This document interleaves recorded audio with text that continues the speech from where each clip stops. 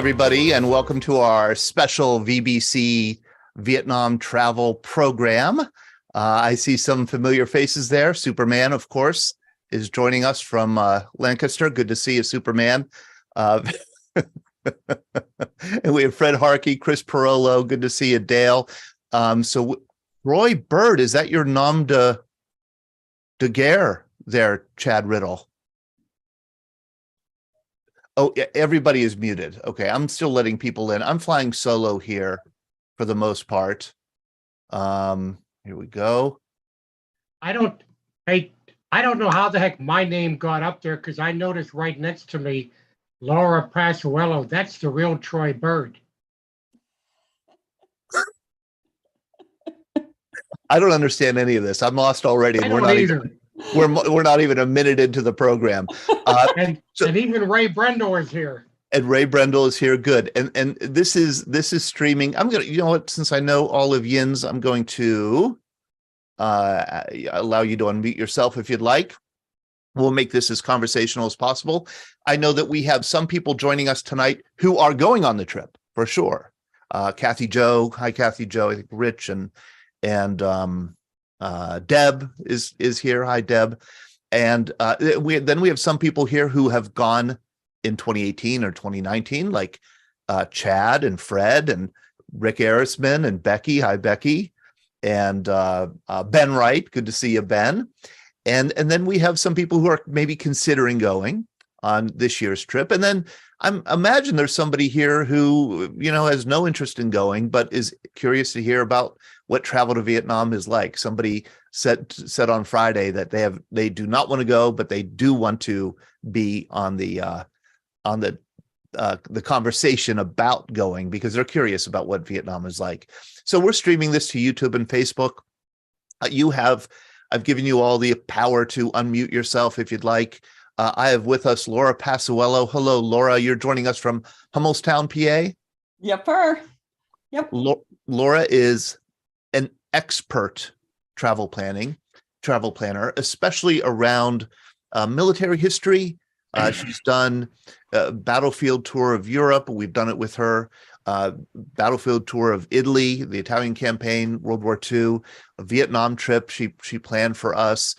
She's expert at what she's does. She's extremely conscientious, and she's very caring about the travelers. And those are just three perfect traits for somebody like us to partner with. So thank you very much, Laura. You'll be here hopefully to field some of the general nuts and bolts kind of questions that people may have. Yep. And I'll be sure at the end that everybody has my cell phone number. So if they have a question that they'd rather not share openly, okay, certainly call me. If they have questions about medication or specific concerns about leaving behind, maybe caring for a parent that is aging or something like that. So we want to make sure everybody gets my cell phone number or an email address or both, and they can reach out to me and I'll get back to them. Laura, why don't you put that now in the chat, if you wouldn't mind? Type in your cell phone number. Okay. And email address. If you want to put that in the chat, then everybody will have it. So I may be really good at group travel. Technology on Zoom is not so great. That's fine. I'm just a little miffed that your background is misleading and incorrect for this meeting. What's misleading? Your background is Normandy. It's clearly the Normandy coast. Isn't it Pointe du Hoc? It looks like Pointe du Hoc. Yeah, that wonderful Pointe du Hoc. But okay, Laura Passuello. Here we go. Okay, we might have to mute Laura. But what I thought I would do first of all is just talk about the trip very generally, and then field any questions you might have. And then get into more depth in the nuts and bolts of the travel and also, the sights and sounds and history that we're going to encounter in Vietnam. So if you do, Rich, my video doesn't seem to be working. We see your screen, Rich, but we can't see you. Yeah, I know. Can you hear me? Yeah, we can hear you, though. That's good. Okay, that's good. And just as a reminder, hi, Susie, you made it home. Good to see you. As a reminder, if you want to unmute yourself, you can feel free to unmute yourself. We're free to do that here. But So let me talk just generally about this remarkable trip. And it is a remarkable trip. I think it's, of all the travel that I've done in my life, I think this trip, and I've gone twice with the VBC, has been the most fantastic travel I've ever done. And half of it, I was just thinking today and saying to Ben Wright, I saw Ben Wright today. And I thought, and Ben came on our trip in 2018. I thought, half the magic of the trip was the place, Vietnam, which is in many ways so different from the US, so exotic, and in other ways so friendly and open and warm, and just magic kind of at every turn. You're always seeing something new. You're always hearing something new, learning something new. It's just your senses are alive the whole time. And then half of the magic of the trip is the people you're traveling with, and I guess that's always what travel is about. I mean, for me, it was traveling, especially with veterans, with the veterans who served in country in Vietnam, and then also veterans who just served in the military. And so they felt invested in the history of Vietnam, both the war and the country, and just traveling with people who have that common interest, in the history of Vietnam and the war. And then, of course, being able to learn from the veterans who were there. So our trip this year, we're doing very similar itinerary to what we did in 2018 and 2020. And 2018 and 2020 were slightly different. We stayed in some different places. We actually, went to there were a few places we went in 2018 we didn't go in 2020, and vice versa. But largely it follows the same itinerary. We do keep moving. I mean, we arrive in Hanoi and stay 2 nights there, and then do 1 night at Ha Long Bay, as you can see, which is just east of Hanoi in a historic part of the northern coastline of Vietnam that I'll talk about in a little bit. And then we take a domestic flight to Phu Bai, and we stay in Hue for 2 nights. And then 2 nights in Dong Ha. We drive from Hue to Dong Ha. From there, that's where we do a day trip to Khe Sanh. Then we go to Da Nang, 1 night in Da Nang, and then our second domestic in-country flight. We fly from Da Nang to Tan Son Nhut, Saigon, or Ho Chi Minh City, spend 4 nights in Saigon. And from Saigon, we go to Cu Chi, and we go to the Mekong Delta, and we have a free day at the end, where you could buy the souvenirs and look around and see things that we didn't see as a group. Included in the price of the trip, the trip's price is $3,799, which is more expensive than it was in 2018 and 2020. And the single supplement, that's a $3,799 is if you have a roommate. If you want to stay in your own room, the single supplement for the whole trip is $550. You could get a hotel room to yourself. And this price, $3,799, is about, it includes almost everything. And I know that we have several people who went in 2018 and 2019. I think it includes everything but the gratuities for the local Vietnamese guides and bus drivers, a meal or 2. I remember in 2020 paying for 1 meal, like the first or second night in Hanoi. Not many meals, maybe let's say two meals, maybe. Other than that, there's really, and then anything, that you want to get on your own or see on your own. But other than that, it's pretty much everything is covered. We're not going to be spending much cash. And we can talk about how much cash you want to change, how much Vietnamese dong you want to bring. So everything else is covered. We have motor coach, a very nice motor coach that we travel in. Our all admissions to all the museums and all the places that we go, that the boat ride that we do, and all that stuff is, all the tours that we do, all that stuff is covered. You can see that. Laura, do you want to add anything here? Well, I wanted to go back to the meals. I think most of the meals are included, especially at dinner, because you're coming into the hotel late in the afternoon or returning to the hotel late in the afternoon, early evening. So we don't want to have to, scatter across the city to try to find dinner. Oh, yeah, no. But there's a meal. I remember a meal in Hanoi. Maybe it was the second night there. Hanoi, and I'd have to go back and look, but I want to say in Hue, where is the Yes. American bar? Yes. That American bar. Yeah. Which is called what? Yeah. Which is what's it called? Oh, it's like such a great bar. Yeah. And Oh we're my right gosh. down the street from the hotel. So And I have a picture of us at the Yes. bar. Yeah. Oh, Yeah. that was Yeah. the DMZ, Yeah, something like that. bar DMZ, Great. something like that. Yeah. Where all yeah. the Americans were hanging out. Wonderful place to hang out. Oh my Yeah. gosh. Yeah, I'll talk it. You're absolutely right. Okay. Yeah. So maybe it's too. I just remember drinking at that bar. I don't remember eating anything. Maybe I did, but and then we I know there was a dinner. We did a dinner at the Hotel Rex. Right. The Yes. Rex Hotel in Saigon, the famous Rex Hotel, which was really cool, like a rooftop dinner. Okay. So we'll say maybe 2, maybe 3 meals are not included. But they're all in locations where it's easy to get to. Oh yeah. Yeah. You know, And- so that you're not crossing the street in front of the motorbike. Right. You know? And our guide, Can, who will be our same guide who I'll talk about, Khan, he will absolutely tell us what restaurants to go to, and it's very easy. So, and so this is really the inspiration in 2018 for this trip was my realization that the 50th anniversary of the Tet Offensive was coming up. I've been the director of the Veterans Breakfast Club for 15 years, but before I started doing the VBC, I was a professor, a teacher, and I taught a course on the history of Vietnam and the Vietnam War for many years. It struck me that this 50th anniversary was a big one, and that the Tet Offensive should be remembered, like other big commemorations that we have around things like D-Day.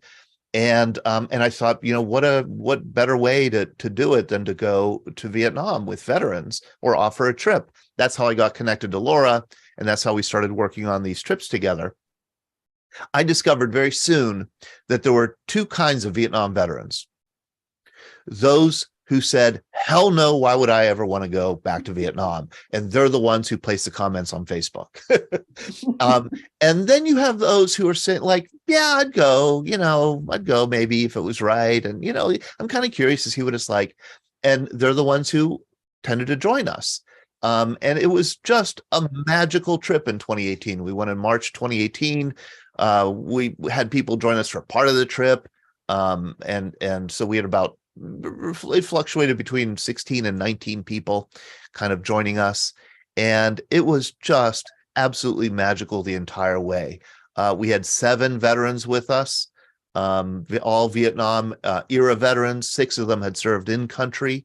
And it was one of those magical things where, everywhere you turned, a veteran had an insight to share, an experience to share. A story to tell. It was just, we told stories on the bus the entire way.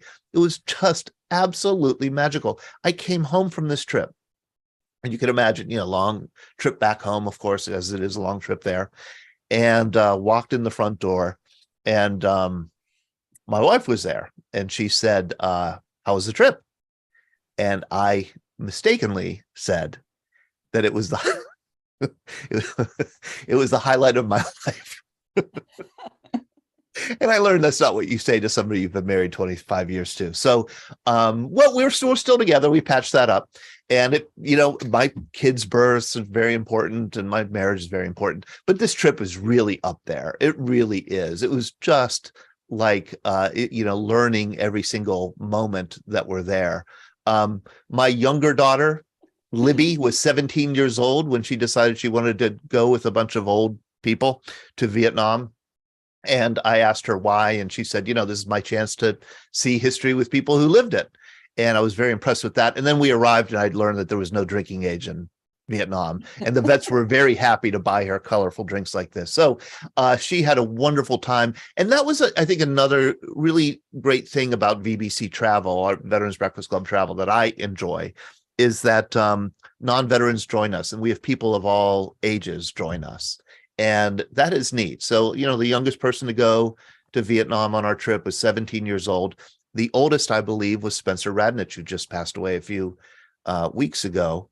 at age 82. So we have, it's a wide range of people, veterans and non-veteran spouses, and there's, plenty to see and do, even if you're not a veteran. It's not, our trip isn't, Laura planned it this way. Our trip is not like a hardcore military trip. So for example, and Laura, you can feel free to chime in. I know that there's wonderful organizations, Mill Tours, they do wonderful trips, but they really focus on like their I-Corps. They'll do I-Corps for 10 days and that's it. Right. And like, don't go to the beach and don't, which is great. And so Marines tend to take that one because they, maybe they don't care about Saigon. They don't want to see the Mekong Delta, but they want to go where they served. Our trip is, as you can see from the map, is really wide ranging. Start at Hanoi, go to Haiphong, then go down to Phu-Bai, Hue, Da Nang, fly to Saigon, spend a day in the Delta, and then return home. So, we're traveling the 800,000 miles from Hanoi to Saigon and south over the course of 2 weeks. So, we hit a lot of highlights and really see the breadth of the country. Well, and I think, Todd, you mentioned about Khan, and I saw somebody's comment in the chat about Khan being the best. He really is the best. I mean, I took a group just about a month earlier before your first group, and you've been back since, correct? You were back in 2020, right before yes, the pandemic yes. started. Yeah, and when Khan was requested by me for your group, he quickly committed and said, oh yes, they're one of my favorite organizations, they're one of my favorite groups, absolutely, I need to go with them. So he adds so much, because I think his father was a little 16-year-old and rode bicycles and supplies up and down the Ho Chi Minh Trail. So his whole addition to the history is just fantastic. He's just one of a kind. He's really special. Here's Khan. He is one of a kind. There he is with his VBC cap. He's in his late 30s now, I would say, maybe almost 40 years old. Absolutely a fascinating person. His father, as Laura says, was in the NVA, the North Vietnamese Army.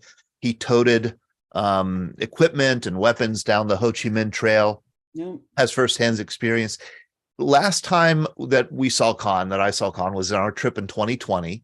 And Khan said, my dad is coming around to being interested in meeting American veterans. In other words, as late as 2020, he wasn't quite ready to meet the enemy yet.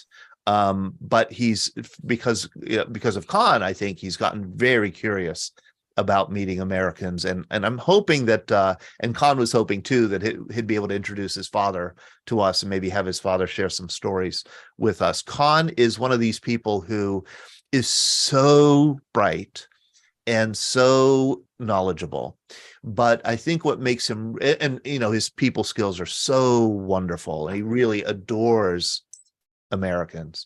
But I think what makes him really special for our trip, for at least from my point of view, was that he's so curious.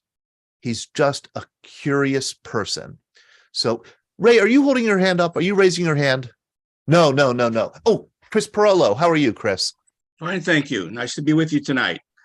I believe, and I preceded you by going to Vietnam on my own with, it was a buddy trip with Jerry Weenan.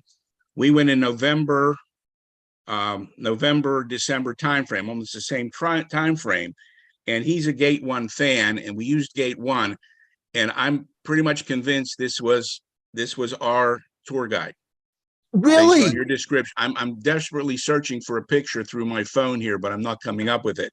And I can vouch for you, his enthusiasm, his knowledge, and how he looked after our trip there. So if this is the same person, I can't imagine a better guy. Oh, that's so interesting. And that's key. I mean, your last point, because things do happen when you're on tour. If somebody feels ill, or, heaven forbid, that there's an absolute emergency that you need to get back to the States.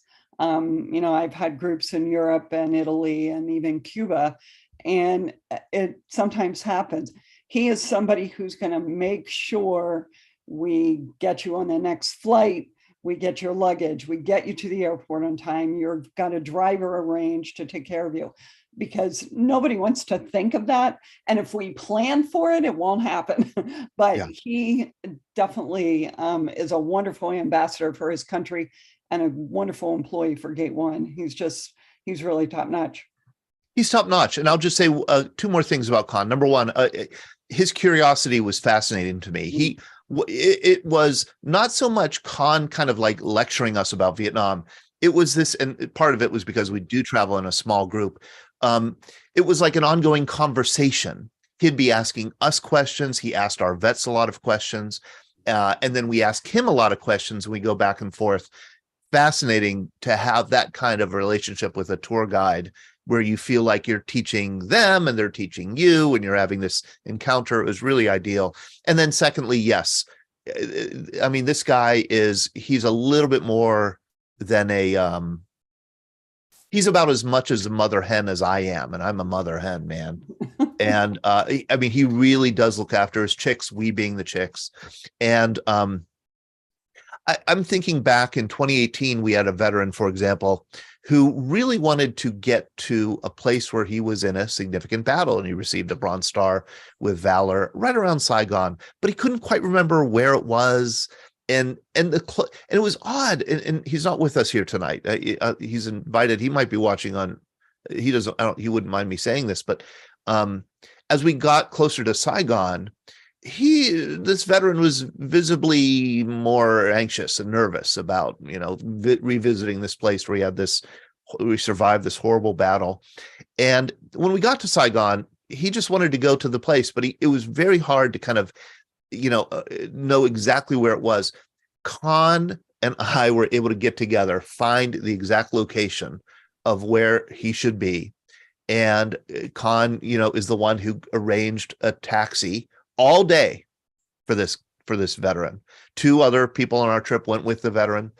They drove out, 25, 30 miles outside of town all day with a taxi driver who bought them cold drinks, all for $50, by the way. And this veteran was able to see the place where he had, and it was so sick. It was just like, and it's depicted actually, that scene, that return, our veterans return to that place, is depicted in a documentary that was made out of that trip in 2018. We actually had a filmmaker come with us, and he did this wonderful documentary, Evan Mulgrave. We left his brothers, and this is actually the veteran right here who returned to that battle site. These are other veterans who served in country. It's a wonderful hour-long documentary that was streaming until recently on VetStream TV. I think it's going to be available on Amazon Prime soon. We had an event with a streaming premiere in January. If you haven't seen it, I can send you a link to the video. But I also thought that one thing I would do is we made 2 highlight reels, one for each trip, 2 minutes long. And I thought it would be cool to play one of the highlight reels. Let's see, or actually both of the highlight reels. Let's see which one we have up here. Let me play the 2018 first. I believe I do have it, because Evan Mulgrave, the filmmaker, made this terrific highlight reel for us. BBC Vietnam highlight video. Let me share my screen. Oh, here it is. Okay.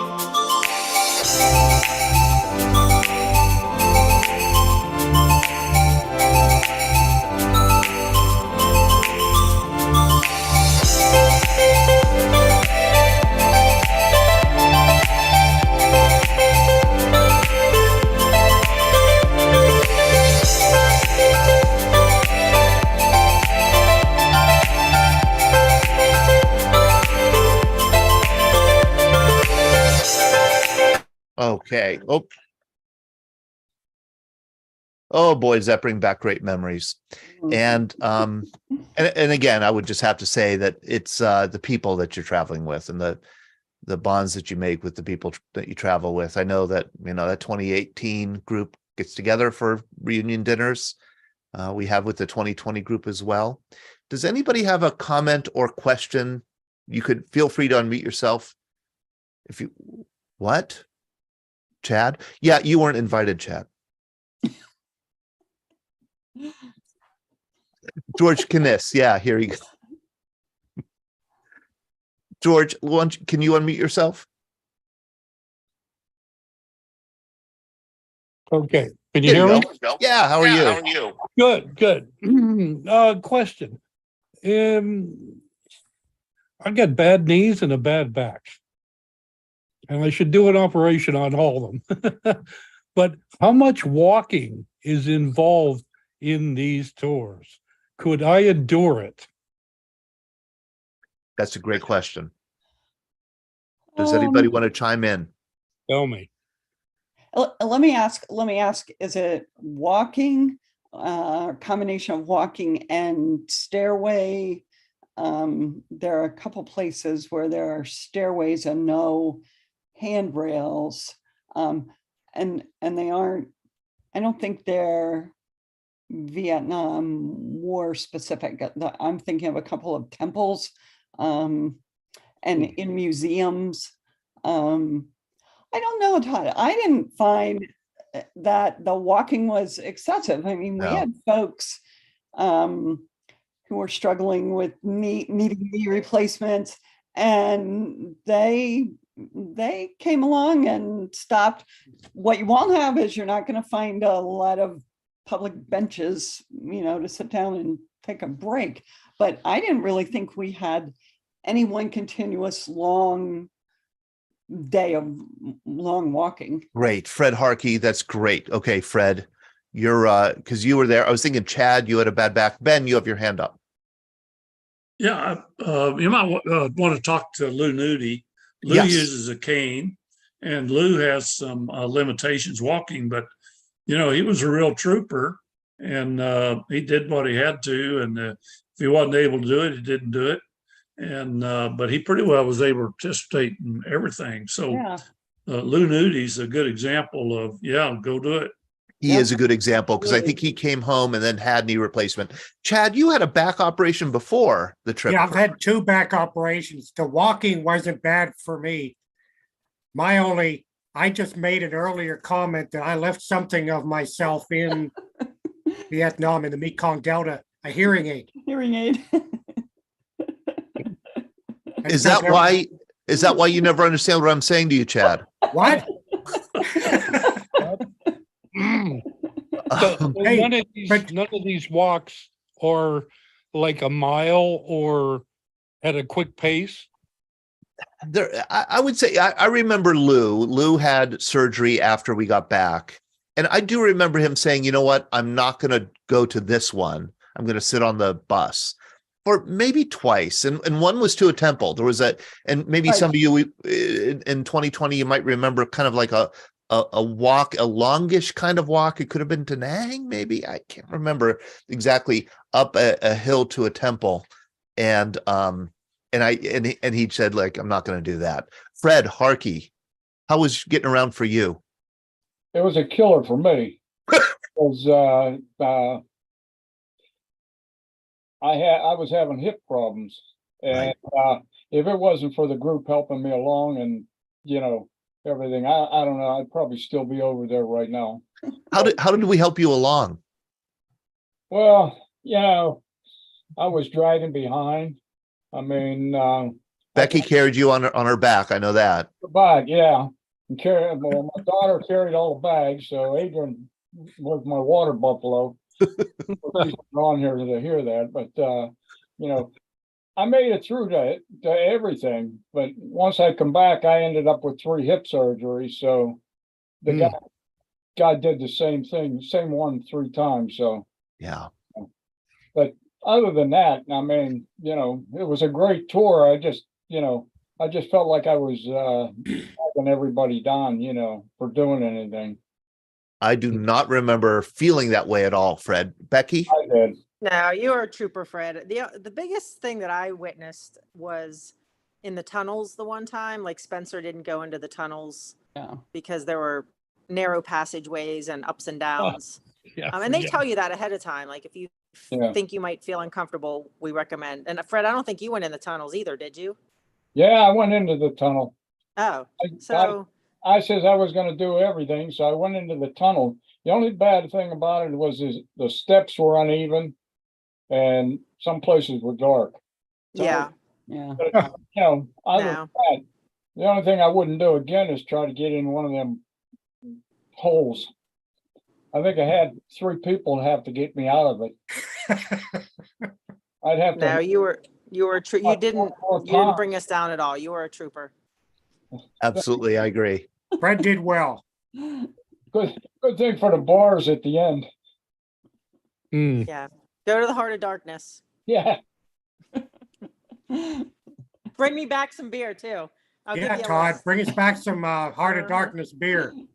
That was a great place to drink beer, was Heart of Dark. And by the way, No. Vietnam is a beer drinking country. Mm. The national drink of Vietnam is beer, and which I had no idea. And they drink a lot, which I also had no idea. But that's a whole nother thing that we could talk about. Yeah. Do we have any other questions? What? I'm sorry, Laura. Can we go back to the accessibility on another, and I think it was Chad, our group, and I think I've asked for this, Todd, but if not, we want to. Didn't you have hearing assist device? Everybody have hearing assist devices. So Yes. if you Yes. are the person that's at the back of the line taking pictures, you can still hear what Todd is saying or what Con is saying at any particular moment.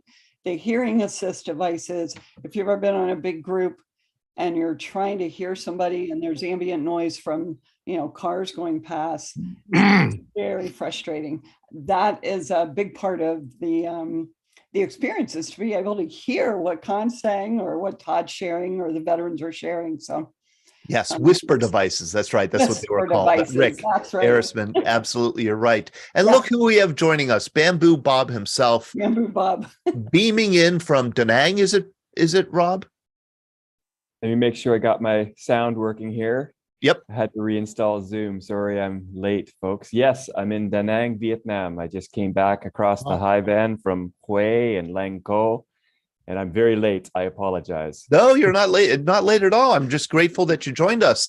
I know we have plans to see you on this trip when we go in November.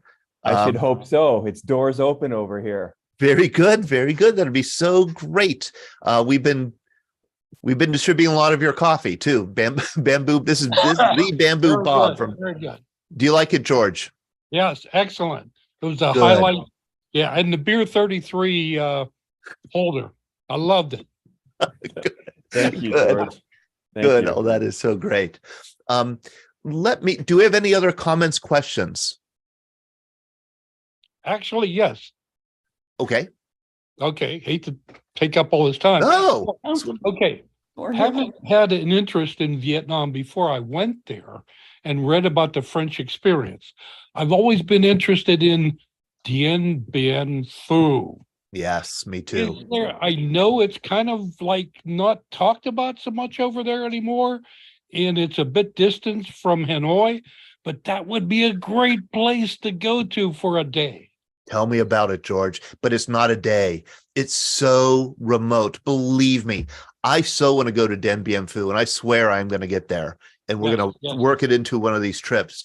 But man, it's remote. It's out there, the northwest corner of the country. Right, It's right. now I do know, and Rob, you've probably been there, but I've heard that it's now much more accessible than it used to be. There's now a hotel even, and they're accommodating tourists. Rob, what could you say about Dien Bien Phu? I support George's comment. I think I didn't fully understand, let's call it the Western experience in Vietnam until I went to Dien Bien Phu. Mhm. I do agree that it's more accessible and also that it's very remote. I think it would be a great addition to a future tour. It should be researched in terms of how to get there and spend maybe a night there. It's a big enough place that you can easily you could spend a week there and have a really great time in the country around there. And I mean, I'm not an American, as maybe some of you know, but as a Canadian, as a half American, let's call it,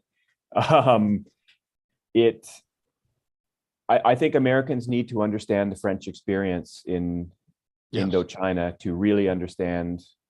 Sorry, that sounds very immodest of me to put it that way, but I mean, I think it's an important part of the equation that I really did not understand. So I would completely recommend the town, the museum that's there, the surrounding countryside. The trip there and back is just incredible. So yeah, I would give this full support, full votes. Great. And you're right, Rob. I think that we Americans tend to think of Vietnam as a war, but it is also a country. And it's a country with a long history that long predates the war. Oh, Deb Bussinger, here is somebody, Air Force veteran, who is coming on the trip. Deb, how are you? I'm good. I'm actually working tonight and I'm working in the morning. So that's why because I'm typing here for work. Peg and Kathy Jo and I are going together because we all volunteer at MAPS. And I know we did have a couple questions. They'll probably come on. I'm plant-based, so how about food as far as having something available that's meatless? Vegetarian, Laura, can you answer that question? Vegetarian diet? We will put those requests into Gate 1 early, but that's also something that Con gets information about each passenger and calls ahead to the restaurants each evening to make sure there is an option, and that is put in, pre-ordered in some cases. So we have had a traveler with us on our tour in 2018. No problems. And we had another meat and potatoes guy. He packed an entire carry-on of protein bars because he was afraid he wouldn't like the food. So he was surprised that he really found something at every meal that he enjoyed, that he liked, and didn't need to rely on his protein bars as much as he expected. Good. Yeah, we're already registered and signed up, so Gate 1 already has that. Okay, then you're in good shape.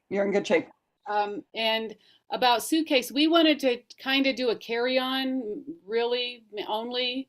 And it looks like Korean Airlines is the smallest suitcase carry-on. How strict are they?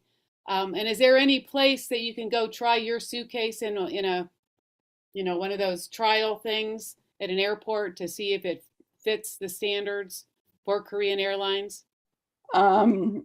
Well, you'd have to go someplace where there's a Korean airline outbound flight so that you're comparing apples to apples. Yes, it's small. Going in a carry-on is an admirable choice, though. I give that a couple thumbs up. And what about laundry facilities and stuff like that? No, you're not going to find laundry facilities. Hand wash? Yes. No, you will. I am famous for taking a 10-foot length of rope and a handful of clothespins. And when you have 2 nights in the same hotel, come in. I had laundry done. You too, Becky? Yeah, I did sent it too. out.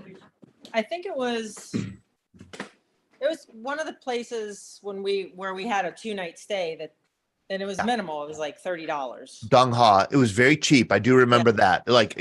Gave them like a bag of clothes and came back the next day, cleaned and folded, and it was very cheap. Oh yeah, Not have that. Oh, that's good to know. I think at every hotel, but the like optimum for our trip would be like Dong Ha about halfway through, Dong Ha or Hue. And you've got to have a 2-night stay, I would imagine. Yeah, you have to have a 2-night stay. Exactly. Right, Yeah. Ben and Susie. Ben. Yeah, I think I took the smallest bag on the trip. And that's what I did was twice. I got the underwear washed and they did a great job. And like I say, you turned it at night and it appeared the next morning. reasonable price. So Bamboo Bob has put directions, I should say, in the chat, 10-hour on the road from Hanoi. Not recommended to use the road, although it would be very beautiful. Yes, absolutely. Susie, how are you? Okay, how are you? Good. You're considering the trip. I'm considering the trip. Yeah. Go. I know that you said the weather is, summery during the period we are, but like, how about the humidity and like pollens and all that fun stuff for us allergic kids? Oh boy, humidity. I'd say it's high humidity all the time. Yes. I would think. I mean, Okay. even in the dry season, I think is humid from our perspective. Yeah, it's Todd, Yes. I was there in the same time frame here, and we did not find it. It was comfortable enough. If it was going to get humid and that, you could adapt here, but it was not sufferingly hot in that November, December time frame. Yeah, November, December. Yeah. Was one of your two trips in that same time frame, or were they always spring trips? We had one trip in March and one trip in February, and Okay, the those weather are- was wonderful. Although Con contends that the best weather in Vietnam is November. Okay. Hey, Todd, if this is Ray, getting back to the food, can you hear me? Yep. We were just going to ask because we have dairy allergies, so it sounds like we'll be okay. But my question is there a limit on how much food you can take? Like if we take our own peanut butter and crackers, and is there as long as if you're taking it in a checked bag and it's sealed, you should be okay. We had a guy, literally his entire carry-on was protein bars. I mean, okay. So if peanut butter and jelly get you through, you should put that in a check bag and take it, definitely. Okay, Well- and how long is the flight from Chicago to Incheon and the flight from Incheon to Hanoi? Oh, it's a piece of cake. It just passes by so quickly. You don't even. Yeah. Here, hold on a second. Miserable. Here it is. Okay, hold on a second. Hold on. We can get to the flight. It's just Okay. that it's long. It is. Yeah. Let me share. Here is hold on a second. I do want to talk about our flights, and I want to show everybody the route here. Okay, here we go. This is from Chicago to Incheon, and I think it says 14 hours, 5 minutes. The Great Circle route, I think Ben Wright would call it. Up over Alaska, Siberia, then down. And then the next flight from Seoul to Hanoi is about 5 hours, and that's a straight shot to Hanoi right there. So you're on a plane for 19 hours. And that's just from Chicago. If you have to get to Chicago, additional time there.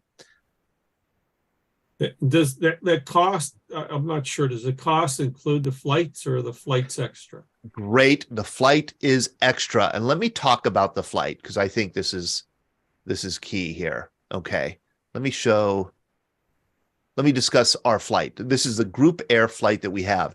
This is the major difference of expense in flying in 2023 versus 2020 and 2018. This is about double of what we paid in 2020. Yeah. And and I will show you there are cheaper options for sure. I think that you can get not that much cheaper, but let's talk about it first. We're doing group air from Chicago with one stop at Incheon, Seoul, Korea, and then to Hanoi. So it leaves Chicago, you could see November 27th, which is the Monday after Thanksgiving, from O'Hare Airport to Incheon. We leave at 11:25 a.m. from Chicago, which is 12:25 Eastern time, and then have a layover in Incheon that's just about 2 hours long, and which is a good, I think a good time because it's not too long, but it's long enough in case you're a little late. And then we arrive in Hanoi, Laura. Look how late we arrive in Hanoi, 9:40 p.m. Yeah. So that is that will impact.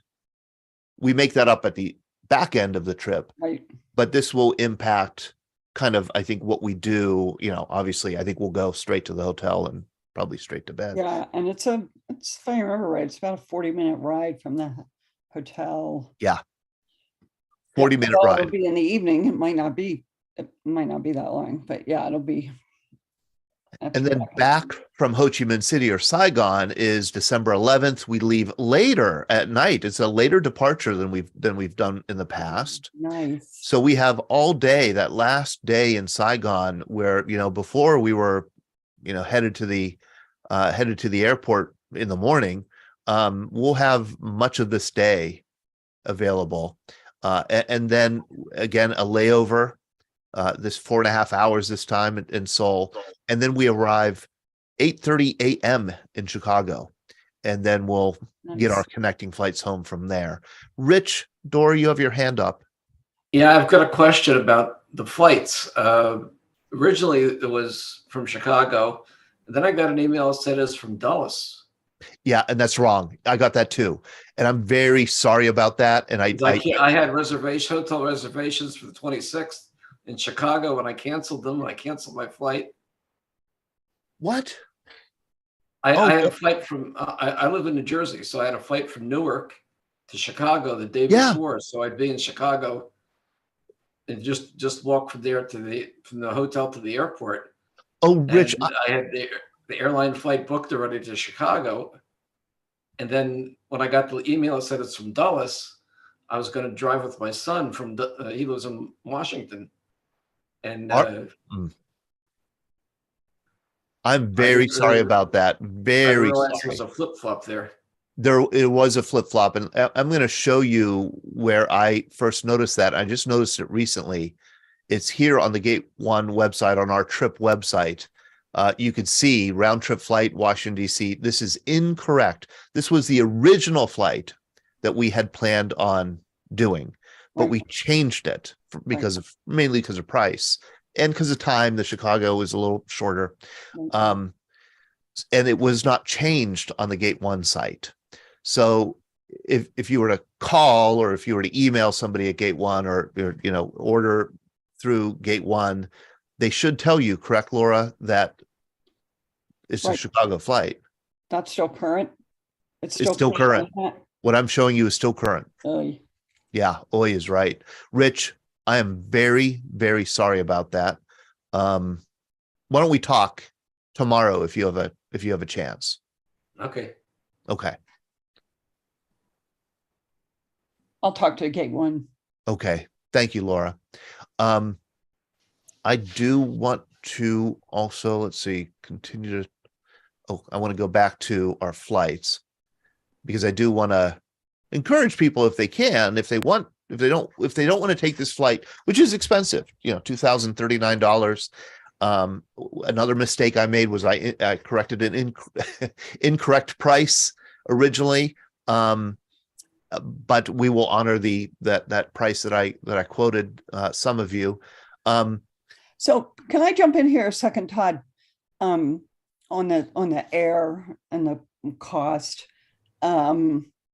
This is, I'm also supporting 3 other groups traveling Italy and Cuba internationally, and I myself am traveling. The group air and the air situation, the airlines internationally were definitely impacted by pandemic and still aren't coming back online. And I'll give you an example. Alitalia was the major player. I'm in Hummelstown, so everything here departs from Newark, basically, if you're going to Italy. Alitalia folded, basically, during the pandemic. And the airline that picked up the Alitalia flights bought only half of the fleet that Alitalia had. So what we're seeing, like flying to Italy and the same flying to Vietnam, because we used a different airline, we used EVA Air out of Houston. Right. Some of the small international airlines were just decimated by the pandemic, and they just have not come back online yet.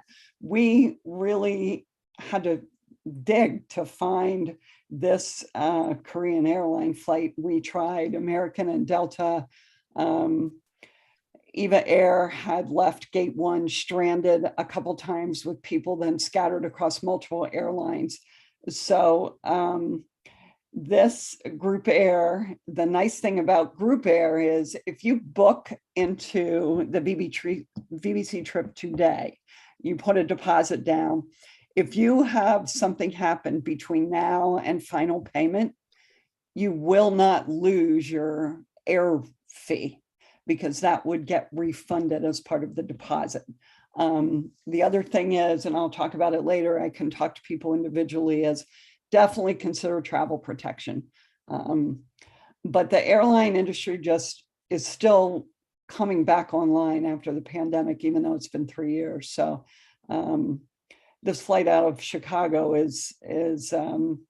was picked after a lot of scrutiny of other routes and costs and Oh, believe me, this was the hardest part of the trip for me. I just to settle on a flight because of the cost. I couldn't believe how much more expensive it was. Deb Bussinger, do you think we would put you on a motor coach without air conditioning in a Vietnam? Well, I just wanted to make sure and answer that for everybody. But I also did have a question on the air. When we talked to Gate 1, because we're in Cleveland, Akron area, so they're planning on hooking us up in Incheon with you. We're going to leave from Cleveland and then meet, Fantastic. so then we come in with you, so we don't, because we want to make sure we ride with you to. That's it. The into Hanoi. And Deb, that's fantastic. And that was what I want to encourage people to do now.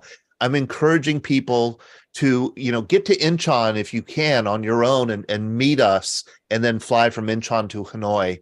That is because Korean Air flies out of several places, Dulles, Atlanta, a few other places. I just did, and I'd encourage you also, Becky and Iron in 2020, didn't you arrived a day ahead of us, I believe, correct? No, I met you in Houston. I was in Florida and I hooked up with you in Houston and did the whole trip from there. But I think there were a couple other people that had separate flights too. Yeah. A couple other people did have separate flights, and we met them in Hanoi, and that's fine too. They actually came a day early. They stayed at our hotel, the same room, a day early. So that's absolutely fine. I would encourage you, if you don't want to do the group air with us, then I would encourage you to look at other flights. I don't think you're going to save that much money. You might have some convenience. I just screenshots that I took today doing a search on Google Travel. One way from DC Dulles to Hanoi, you can see this is a one-way price, and here's a one-way back home. So, you're not saving. You're saving a couple $100 on a round trip ticket, but a couple $100 at most. Here is Atlanta, same kind of thing. And this is significantly longer. The cheaper flights are significantly longer, 33 hours on Qatar Airways, 29 hours or 30 hours on Turkish Airways. The one exception is from Los Angeles. You can get a better deal from LA. It's that much closer. And I think they have that many more flights to Vietnam.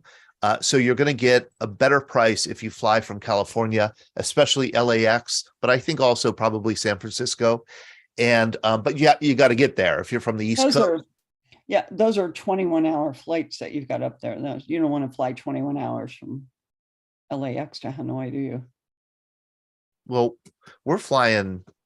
Because it's a stop through Taipei. 3-hour layover in Taipei. Yeah. And I don't know what China Airlines is, but, Eva Air. I would caution anybody to think carefully about Eva Air because Gate 1 has worked with Eva Air. And that's the airline that they have had trouble with. Gate 1 does a lot of commercial tours to Vietnam, Laos, Cambodia, and they have all but abandoned Eva Air for their commercial tours because they've just become very unreliable. So I really use some caution before you book on Eva Air. Oh, that's such a shame because I loved everything about Eva Air. Yes. Yep. Especially the food. Yeah. The flight attendants, they were just flowingly. They floated down the aisle. Just bizarre. Yeah, Yeah. absolutely bizarre. Yeah. Oh, Ben Wright wants me to show an image of the polar route. So it doesn't look like we're going around. So Ben knows his Earth. Here is Chicago. Here is Incheon. And you can see it's a straight shot. You're just going over the pole. That's all. Right, Ben? Well, not right over the pole, but you can see that the shortest route, a straight line, is why the route you showed looks like an arc. It might be further, but you look at this polar projection, then you see where the straight line is to fly the shortest distance. Yep. Are you claiming, Ben, that the Earth is round? Yeah. Okay. But you can see the difference there if you went from LAX, that it is significantly further. And Chicago is further north, and that does make a difference in the flight time. Susie, business or first class available? I believe, don't we have some travelers already booking business class, Laura? You can, and again, that's a direct call to Gate 1. I know we've had, and the BBC folks, you're not alone, and Gate 1 is not the only tour company experiencing just immense demand on travel and just not enough customer service folks. So we have a dedicated person at Gate 1 to take your incoming calls. Do book, if you want to be on the BBC flight, though, do book it through Gate 1. So you're part of the VBC group record in the air travel. That just is going to be a lot easier for all. What did you say you were, Todd? A mother hen? So mother you can hen. have all the chicks. Yeah. It's just going to make it easier to have everybody accounted for when you get on the boots on the ground in Hanoi. And I will dig up that phone number for the Gate 1 contact person and shoot it out. If not during this meeting first thing in the morning, but we have a specific person that you can call to get your reservations done. And I see Mike Chirac is on, and he came on our battlefield tour of Europe. And I do remember him going business class, I think. I'm sorry, I interrupted you, Susie. That's okay. And can you take or are you allowed to take 2 carry-ons? Because I have a lot of medical things that have to go with me if I do go. You're going to have to call the airline directly and coordinate So that. it would be Korean Air, correct? Yes. Okay. Yeah, that's going to be an airline, and they'll walk you through it. I just don't have the answers. I mean, every airline that's okay. has its own policies. Yep. Yeah, I just who to talk to. Yep. Peg, great question. What are the final deadline dates for trip and flight balances?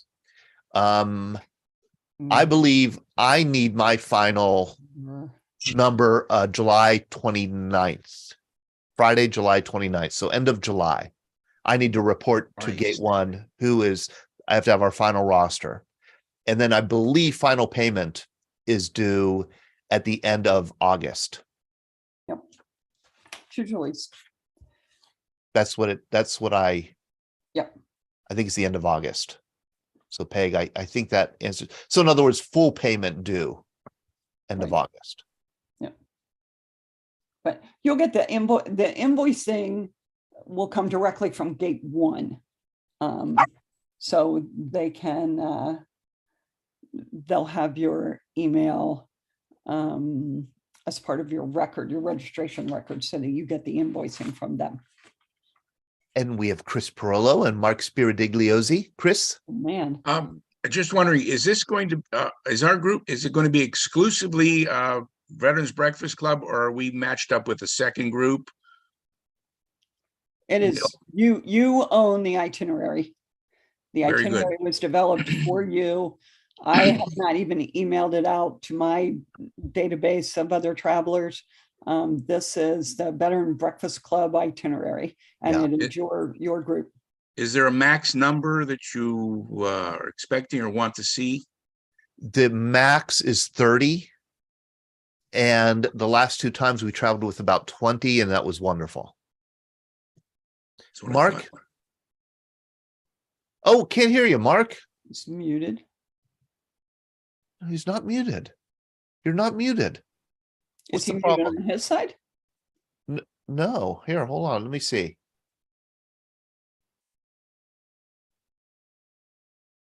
No, you're not muted, Mark. I don't. Huh. Maybe Volume up on a you microphone. know what I might do? I might put you in the waiting room and let you back in. Sometimes that helps. Hold on just a second. Put in waiting room. See you, Mark. There we go.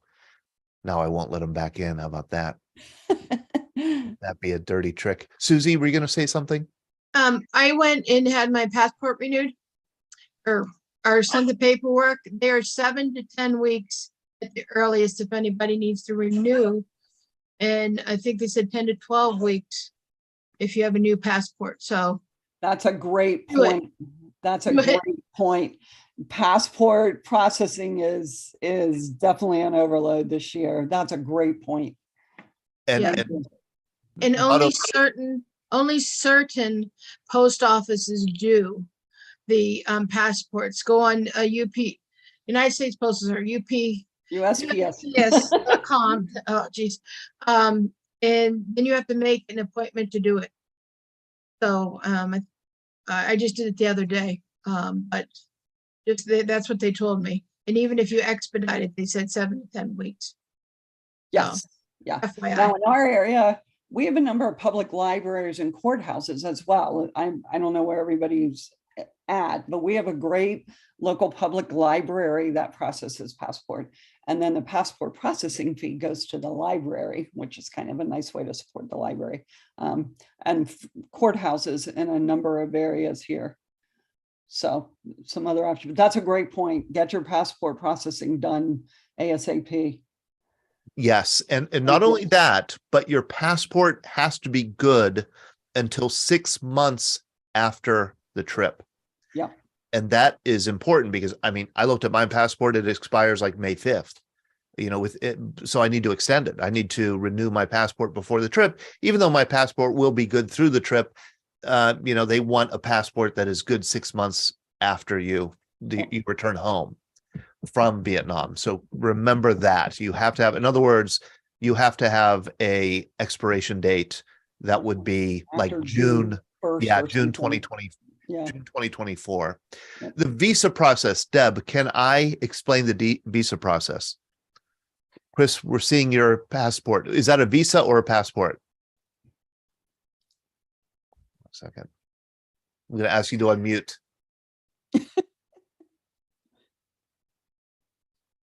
This is the visa in my passport. I believe I had to send to Washington, D.C. to get this done.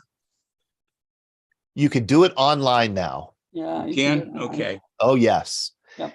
And I see. Pull it back. There it is. yes. Yeah, but this is they whatever we did here, they stapled it in there and they had it ready for them whenever we went anywhere in Vietnam. But there was a visa involved. And you can do that online. You can do that now. Do it Okay. online. Yeah.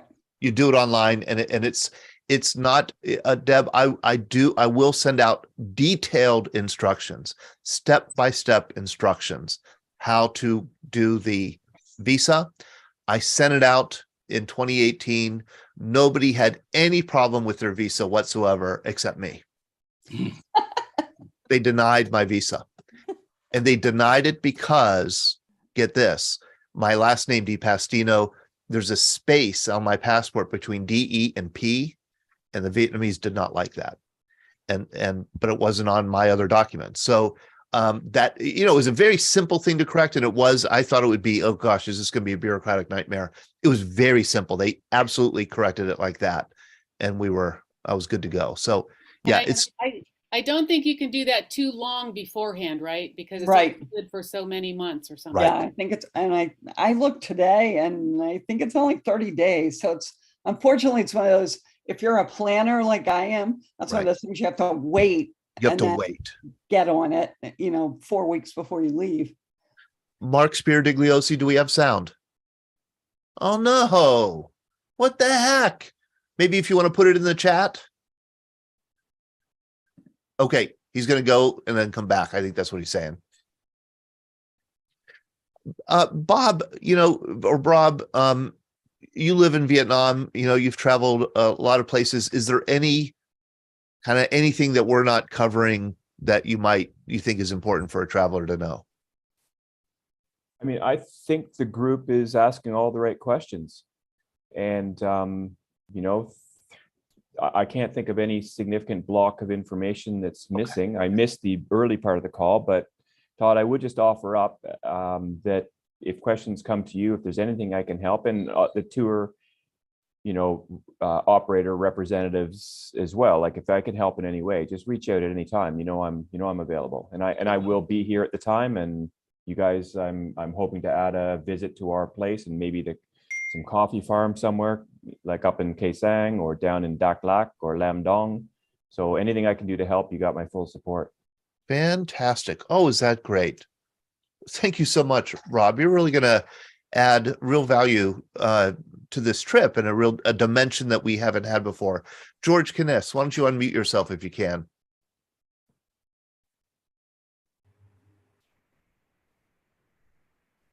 I can't hear you, George.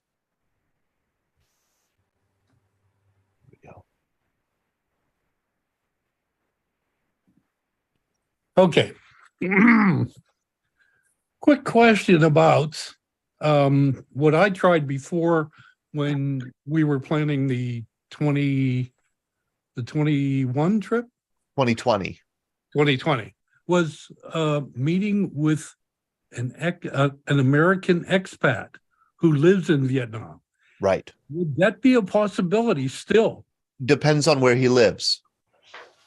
Yeah, well, there's one guy who's a retired photographer who lives right there in Ho Chi Minh City. Then we absolutely could be able to meet him. Yes. And on both trips, I think we met people, people who lived in Vietnam. We did, different. American expats, retired veterans. Actually, one was British. He was an American Marine, but he was British, living in Dong Ha, who served in Ray. He was Ray 2. We had Ray 1. He was Ray 2. And he had served at Khe Sanh. Very interesting to talk with him. Deb Bussinger, how much money to bring? Here, I have this slide dealing with the money. The significant cash that you're going to want to bring is for the gratuities. And the gratuities are given to the driver and to Khan, and then to, like, every once in a while, we might have one, maybe two local guides who will take us somewhere special. And this is like the Hanoi driver gets 150,000 dong, which is about $2 a day times 3 days. That's $6. $1 is 23,500 dong, about. So you're going to need, it really adds up to, it's not that I remember kind of changing $300 and bringing it and not spending it all. There just wasn't, things are really, really cheap. Really. And we don't, unless you're buying like an item to bring back, you're not spending that much. Dale Gower, do you have any insight or experience to share from our trip in 2020? No, I think you're covering most of it.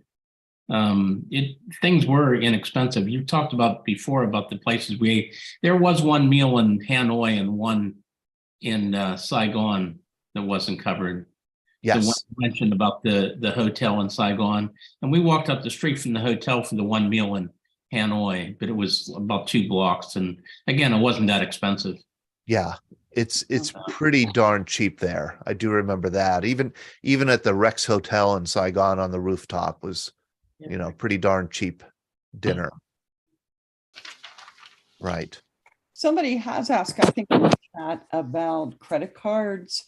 You do want to check with your credit card company if you're going to be using a credit card to withdraw money.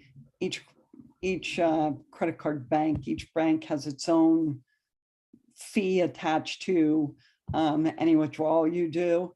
I wouldn't be able to answer Capital One from Chase Bank. That's something you'll have to check with your credit card company itself, what the exchange rate is and what other fee. And you do want to notify your credit card company that you will be out of country, so that they don't hit you with a fraud alert when you try to buy something. Right. Mark, we still don't have your audio, do we? Yeah, I think you do. Oh, we do. Yay. All right. I went away from my computer and on my iPad and something, I don't know what was going on. First things first, I believe that your daughters look like your wife and not you. Can you repeat that, Mark? I said, I believe your daughters look like your wife and not you. Yeah, and they got her brains too, which is good. I have two questions, twofold. As you go into Hue and Khe Sanh, I'm sure you'll visit the battlefields there. I have a personal desire to go down into Oshóva Valley, Route 9, and in that area. Is that a feasible day trip off of this? Shooting from the hip, I would probably say no. Okay. What do you think, Laura? I'd want to look at a map, and simply because, and again, Rob might be a good source on this. The infrastructure, the domestic infrastructure is pretty uneven in Vietnam. So the roads aren't that great. So it could take you a long time to get from point A to point B, even if you're only 200 kilometers away. It could take you hours to get there.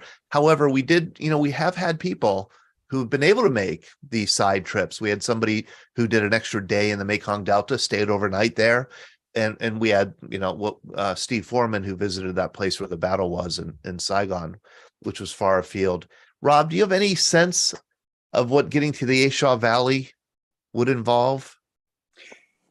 I am pretty sure I've been there because I've kind of been everywhere, but I wouldn't want to comment until I do a bit of research. Yeah. In general, I would say just be careful with side trips and getting split away from the group. I know it's great and you can really kind of expand your experience, but 200 kilometers is a whole day.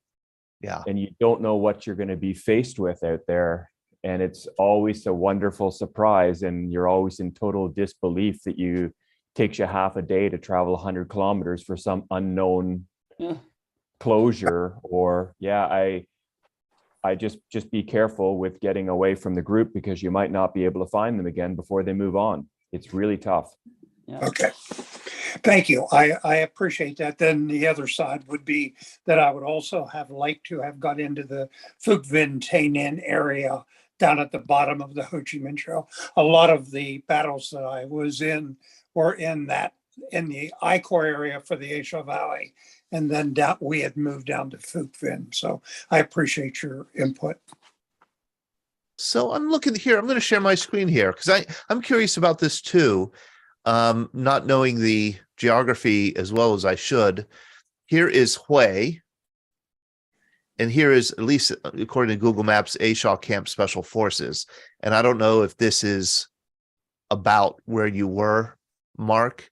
Yeah, there was an airstrip at the bottom near that Special Forces camp.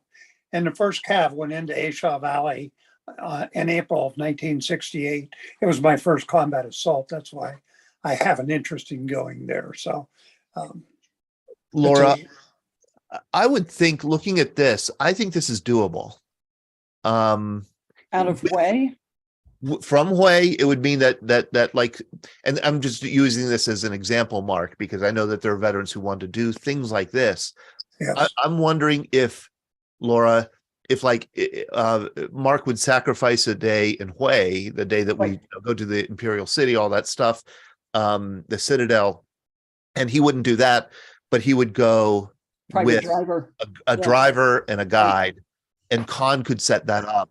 And so, he'd be away from us for a day, but Khan is really good about connecting with tour guides who could, take Mark there and then bring him back and would talk to Mark at dinner about how it was. Mm-hmm.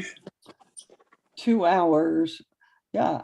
And Hue is a large enough city. I would imagine it wouldn't be I don't think it would be a big problem to find a hired driver that speaks fairly good English, because he's not alone in wanting to go there. Surely other veterans have wanted to go there. Yeah. And Tay Ninh, I mean, that would be near Cu Chi, but again, we would do the similar thing with the map. Usually if you could do it from Saigon, that's, I think, a little bit better because you tend to have more guides available there. But I just remember somebody wanting to go to Pleiku, and that just was not, or Dien Bien Phu. It's just, that was just not feasible. Okay. Thank you. Other comments? Ooh, Dale Gower. Yeah, I saw a thing at the bottom. Someone was asking about cell phone use. And I'm not technically savvy. I wouldn't be on here if it wasn't for someone else, but we use WhatsApp on the phone, and that worked very well. As far as communicating, you could call back home. It didn't cost anything.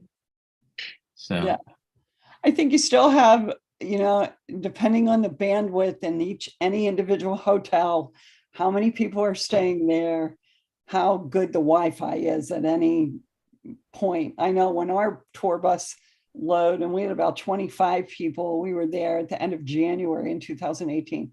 When we all went into the hotel at 6:00 at night, got our bag, everybody immediately hopped on their phone. And you could, in some smaller properties, you could just feel the slowdown of the Wi-Fi. So, but I use my cell phone. I mean, I use AT&T wireless. I did an international plan and followed the rules and didn't come home to any surprises. I mean, I came home to a few extra phone calls and texts, but I didn't have any trouble getting cell service. Well, in the remote areas, but I wasn't looking to use my phone when I was out remotely during the day. But that's you have to call your provider, whether you have Verizon or T-Mobile or AT&T. I have an iPhone, and I don't think I got an international plan. And as long as I was in Wi-Fi, I could FaceTime, and as long as you're iPhone with correct. Yeah, and as long as you're in Wi-Fi, I had no issues. Right. Same with me, Becky. And I just remember, and Rob has put this in the chat, and I agree, Wi-Fi is way more prevalent in Vietnam than it is in the United States. Way more. It's everywhere. And so I was able to call on WhatsApp, and we even had a travel group in 2020 on WhatsApp, so we could always, be in contact with each other, and that was no problem. Chris Perollo. Now, on a comment on that, in 2017, before I went over, I actually changed my cell provider because they had much, much better service from Asia back to the United States. And I did not have any problem with that. So you're right. Check with whoever your cell provider is. And if they can't, if they say, no, we don't have good service there, you might want to swap into a new provider for the trip and swap back if there's no penalty. On a personal note, be careful what you put on the Facebook. I made a comparison between, just a slight joke, and it wasn't even bad. Comparison between Ho Chi Minh and Colonel Sanders, and my Facebook went down for 24 hours. Well, Colonel Sanders was everywhere, and so was Ho Chi Minh. It was an obvious comparison, but they didn't like that. I don't know. I have no proof of that. I just know that mysteriously my Facebook went down for 24 hours after that post. I would not be surprised. Here is Ray Brendel has a question about the electricity. Oh boy. You do need, I think you do need a converter as well as an adapter. Yep. And there are a couple, I have two different ones, and they both work great, and I can send you the exact, what I usually do is send out the link to the travelers of what I suggest people bring and buy. And I think I have this one and this one. They both work great. Yep. Great. And if you get there and you can't find it, you go to the front desk of the hotel, because likely somebody who was there the night before left theirs in their room. It got picked up by housekeeping. So the hotel front desks or concierge at the hotels generally can help you out in a pinch if you can't find a converter or an adapter, if you think you left it behind. So Ford and Roger and Ed, are you considering traveling? Is this something that you're interested in, or just kind of curious about? I'd be very interested in going. Is there anywhere specific that you want to see? Well, I was in Long Binh for the whole time, so pretty much Saigon area. Yeah. Okay. So Long Binh. I don't think we've had anybody go to Long Binh, but I think that is a doable destination. How about you, Ed? Hello. Well, I've been, it's fascinating to listen to the folks who have been there, and the travel and all. I'm on the West Coast, so Chicago, Cleveland, and all that doesn't sound very doable, but I could make alternate plans. I'm thinking about it. I haven't committed yet. I haven't made a decision about it. I was with the American Red Cross over there for 19 months, Quan Loi, Phu Loi, Zion, Tan An, whole bunch of different places. I got moved around a lot. So I that's kind of my thinking at this point.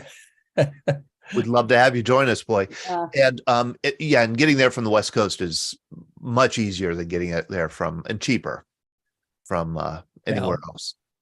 And then Roger Junt, would you be interested? Roger disappeared. Can you hear me now? Yeah. Hey, Roger. Yeah. Not at this point. I wouldn't be. I don't think so. No. Okay. Just curious about what it's like. What else did I want to? Oh, yeah, the weather. We talked about the weather. I have all this history that I want to share with you guys, but you know what? I'm going to schedule that for another time. Kind of like what you learn about the culture. Well, do you know what I could do is show you that here's our travel group from 2020, a wonderful, terrific group. And one place that we went in 2020 that we didn't go in 2018 was Quang Tri, which was fascinating. Here we are, and here were the veterans who were with us. And you can see we had a donut dolly with us and a Navy nurse. Terrific. What a and John Ferguson got to see where he stayed in Saigon. Long Binh is not far. Long Binh, I think, is like one of those, 35 kilometers from downtown Saigon across the river. I think we'd be able to do that if you wanted to, Ford. I think that would be an easy thing to do. Rich Dorr, I am just mortified about your story about Chicago and canceling. Please do let me know what your status is with that, and if I could help in any way and get you back on track with the correct travel info. I apologize for that. Well, thank you. Anyone else have anything to add here? Hey, Todd. Yes. I found the logo for the DMZ. Oh, you can't see it. It's blurry, isn't it? Yeah. That's not going to come through. But yeah, that is the DMZ bar. Oh, the DMZ. There. Yes. Yeah. That's the front logo. No, that's not working. It's all blurry, isn't it? It is, but that's fine. Okay, it's not, but yeah, I got pictures of that and two nutcases drinking beer in every station they could get one. I highly recommend the DMZ bar. It is fantastic. Fun. It is absolutely fantastic. You can't miss it. And you can't miss it. And man, we had Becky, in 2020, we did like drinks outside, and Yes, $100 rebate and that's a check that you'll get from me, Deb. That is, Gate One does not have anything to do with that. That is a $100 rebate that members of the Veterans Breakfast Club get on the trip. And membership is $36. Deb, you will get that from me. Look up at the ceiling at the DMZ bar. You know what I'm going to do for tomorrow? We're having a discussion with other people here. Tomorrow morning at 9 a.m. we're doing this again. And I'm going to make sure that I get my pictures from the DMZ bar because it is so cool. The ceiling is a relief map of the DMZ. Pretty cool. Pretty cool. Heck of a lot of fun. All right. I see it's getting to be about 8:30. Any other questions or comments? Thank you all. I want to, George, were you going to say something? George Kniss. Can you hear me? Yes. Any consideration for other side trips like Dalat or Cape St. Jacques? I don't know Cape Fig Jacques. What? You don't know Cape St. Jacques? I don't. Where's your Canadian expert? Is he still there? I'm going to upset you here, George. I don't know Cape St. Jacques either. It has another name. It's right off the great south. It's off the Saigon River south on the South China Sea. Oh, Vung Tau? Yeah, Vung Tau. Yeah, gorgeous. Vung Tau. You guys do that. That's the in-country R&R place. Yes. Yes. And it is no longer apparently a resort destination, my understanding. Well, the Vietnamese go there all the time. Oh yeah, no, I'd say it's a very developed, very organized, very wonderful city. It's surprisingly, it doesn't feel like Vietnam so much because it's just so organized and so the streets are so clean and so kind of, it seems kind of untouched. It's weird. Really? Yeah, it's a wonderful place, but it's a hell of a hike from, like, again, everything is a hike. Don't use Google Maps and think 100 kilometers is 100 kilometers. 100 kilometers might as well be on a different planet. Like, it doesn't. My experience there was in 63, 64 it was still so French. There were French people all around. They owned rubber plantations and owned most of the properties and businesses. And I thought it was such a great beach community. It wasn't all that bad in 71 either. Yeah. Oh, how neat. Yeah. Well, yeah, it's always been very either by Vietnamese elite or foreign people. It's always been a coveted location, and lots of money's always gone in. The architecture is great. It's a beautiful place. Dalat also is the summer, so hot weather refuge for people from Saigon, but both Dalat and Vung Tau are, not an easy trip from Saigon. It'd have to be a major planned trip. Yeah. Yeah. Chris Perlow? Just a thought, Todd. If you're getting requests from specific veterans for some places here, I would run them by Con and find out if they are close, far, a reasonable distance, or just dangerous or not a thing to do. He might be the person who could say, no, that's not wise, or, oh, that is doable in 6 hours or something like that. He'd probably be the one to ask at this point. Yes. Yeah, that's just a suggestion. Definitely. Absolutely. That's what we'd do. Yeah. And Ray Brendel and Deb, I know that you asked this before also. How many people are signed up so far? I think we have 8 who have made a deposit and registered for the trip. So we are expecting probably another 12 to 22 at most to sign up. Good. All right. We're going to be back tomorrow morning. Continue the discussion. If you want to rejoin us, would love to have you. I expect some new people who are available tomorrow morning will be joining us. We'll be covering a lot of the same ground, but maybe some different ground also. And I also do want to get on the schedule as a historian, I was fascinated by the history of Vietnam. And I thought I would do a couple talks about the history that we're going to encounter and that we did have encountered on the trip. And I'll be scheduling those in the near future. All right.